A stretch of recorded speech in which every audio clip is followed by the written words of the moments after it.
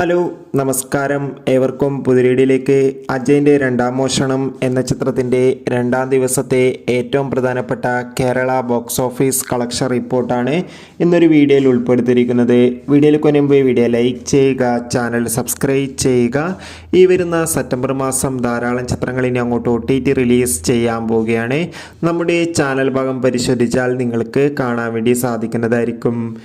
ജിതിൻ ലാലിൻ്റെ സംവിധാനത്തിൽ ടൊവിനോ തോമസ്, ബേസിൽ ജോസഫ് എന്നൊക്കെ പ്രധാന കഥാപാത്രങ്ങളായെത്തി ഇന്നലെ റിലീസ് ചെയ്ത ചിത്രമായിരുന്നു അജയൻ്റെ രണ്ടാം മോഷണം. എല്ലാ സിനിമാ പ്രേമികളും ഒരേപോലെയായിരുന്നു ചിത്രത്തിൻ്റെ ഓരോ അപ്ഡേഷനും അറിയാൻ വേണ്ടി കാത്തിരിക്കുന്നത്.